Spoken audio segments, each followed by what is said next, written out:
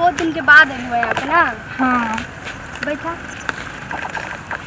पूरा खेत खरियान तो हमन के घूम ले बानी। बहुत अच्छा हरियाली आ जाए भाई। बात बताओ। हाँ हम तो अपने बॉयफ्रेंड की तो देखले रहनी है ना कि ना देख ले बानी। हाँ तो हमरा से तो बहुत प्यार करेला। वो तोहार बॉयफ्रेंड कैसन बाटे? हमरो बॉयफ्रेंड बहुत ही प्यार करे। हाँ और देखा नहीं सब बाबू का खेत है वो के चल गए बाना का ऐसा सोचनी कि बाना करे और जाके घूम आए और ये सोचनी बॉयफ्रेंडों को बुला ले हम तो बुला ला ना। हाँ पहले तू अपन वाला बुलेबू तब नु तू हूँ बुलावा हम बुलावा तारी। हाँ अब तो देखी ना नु ना कोई ना देखी। और काजिन कौन है वहाँ पे वो खाद उद डालता डरे लगता हम बता। अरे वो का कुछ ना करी। जा फोन हम लेबे नहीं करनी अपन हम ले ले बानी ना। ठीक बा।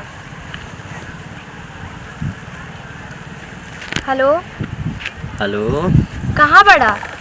बस एनिए घूमत तनी। तू कहाँ बाड़ू हो? तू घूमे पे बस करेल बा कि आइबा खेते और? कौना खेत में? अरे जो बाबू का हमार खेतवा ना है बहुत बड़का बड़का खेतवा बा। अच्छा उतारा बाबू के। हाँ वही जावे के सौवा रहे। के लगे का? हाँ हाँ हाँ वही बैठल बानी। आवे के रहे तू अइला नहीं। अरे हमरा पता ना रहला तू बतैलू है ना। ई बतावा तोहार फोन 3-4 दिन से काहे इतना बिजी आवता? ए बिजी ऐसा ही जाता वे का जाने हमके काहे। ना डाउट लगता तोरे पे सही बता दनी आवत और बढ़िया से कुटाई करब। अरे। फोन अपन कोनो कॉल ऑल डिलीट नहीं के करे के।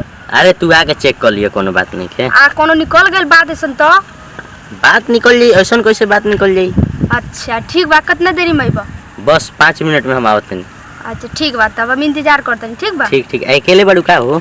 हाँ ये हमारे एगो सहेली भी है ना।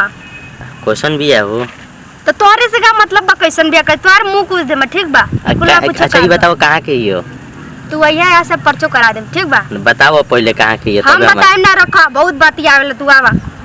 ला सुना हम तो अपने बॉयफ्रेंड के बुला ले एक काम कर हम बुलाएम तो हम मिले तो तू तकबू ना नू तू अपने बॉयफ्रेंड के लगे फोन करके तू बुला। ठीक बा हम बुला लेता है। हाँ बुला रुका बात करो। हेलो हेलो हेलो बुलावो। कहता नी ना कि सिवनवा में आ जा। केने की हो? अरे जिधर बैठल बानी ना। अच्छा तुम खेतवा हमरे सखी के बा वही में आए बा। हमरे जो सखी के खेतवा बा ना हाँ हाँ वही में आ जी। ए तो कितना देर में आई हो बताओ? बस आधा 5 मिनट में आ जा। ए ना 5 मिनट में ना कम से कम 10 मिनट के समय दो। 5 मिनट में 10 मिनट के समय दो ना हो। ना ना 1 मिनट आगे देखो ई कोनो बात ना बोल 10 मिनट के समय बस दो। आवे के बाद रख। अरे तू समझ। अरे लोग लइकन के तो बहाना चाहिए। हमरो वाला कौन था ना कि कौन आइले तोरे साथे ओकर हमें बतावा अब आई तब न मिलाई। हाँ तब का। अब देखा ना बहुत दिन के बाद आइल बनी। अब देखी कैसन हो गइल बा मोटाइल उटाइल बाकी ना कहाँ से बहरे गइल रहे नु।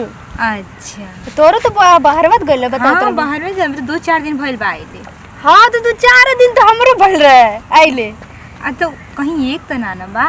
बक ना हो ऐसा मत बोला भाव शुभ शुभ बोला ऐसा न बोला कि दोनों एक ही हो कैसा ना हो सकेला। हमारा तो बहुत हमसे प्यार करेला कबू झूठ ना बोलेला हमरा से। हमरो से तो हमरो ला बहुत प्यार करेला। चले ठीक बा तो दूध के दूध पानी के पानी हो जाई आवे तो दो। हाँ इंतजार कर जा करोड़ से दिखतो तो ना बा।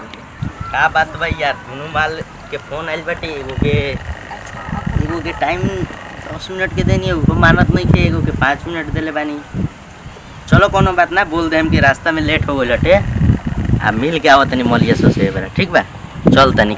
अरे बाप रे बाप तो दोनों यही जगह बैठल बाड़ी सॉरी तो काम गड़बड़ हो जाई अब का करी हम। चलो एगो के अनजान बना दे हम। चल तनी का होता बे का हो का हाल बा? अरे आ गइला बैठा का तू का चुका दड़ू अरे ये हो जगह हमनी के मिला रहनी से एक बार कहाँ मिल रहा वो जगह इनका के छोड़े गए रहनी इनका भाभी के छोड़े गए रहनी। कहो। अरे नहीं तो हमसे प्यार करे ना। अरे हम तारा से थोड़ी प्यार करें। का ई हम इनसे करे हमार बा ना। अरे ना हो अच्छा क्या कह दिया? अरे वो ऐसा ही कह मैं क्यों विश्वास कर ले कुछ कही तो ना विश्वास हम तो नहीं के विश्वास तू झूठ बोलत ना रहा। झूठ नहीं की बोल। देखा दोस्ती में दरार हो जाई। ठीक बा दरार ना हमारी बा ना। अरे हम तारा से प्यार करें उनका के छोड़ा ठीक है सच बतावा। अरे हम तारा से प्यार ना करें हम ना कि झूठ बोलबा तो चप्पल फोटो निकाल के आई तो उठे लगम, ठीक बा? सही बता। अरे हम तू एकरा के हमरा से कर लेगी ना हम तारे से प्यार करनी। तब का सकल देख ले बड़े फोन। काहे पहले बात कइला हमसे तारे से बात करनी। काहे ना फोन चेक कर पहले फोन चेक फोन चेक अरे छोड़ मैं देखो छोड़ पहले, छोड़। केहू के फोन छीन लेबू हैं। अच्छा नाती के बेटा दू को सिम डाल ले बड़ा। नाती के बेटा को नहीं दू को सिम पकड़ तो फोन ए फोन लाओ फोन। दू को सिम धर अरे के अरे बाप रे बाप अरे बाप रे बाप ए मुंह आदमी सॉरी अरे बाप रे बाप लाओ से फोनवा तो दो सॉरी यार। तो हाथ धो के सर लोग से अब आज के बाद फोन मत करियो ठीक बा।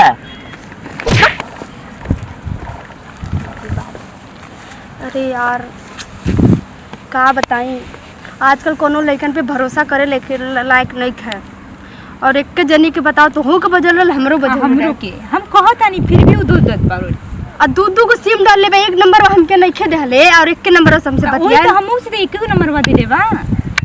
कितना हरामी बा। चल आज के बाद से प्यार वार के चक्कर में नहीं खे पड़ेगा। नहीं, नहीं। पढ़ाई लिखाई में ध्यान देवल दे ना। हां तो प्यार मामू फालतू बात।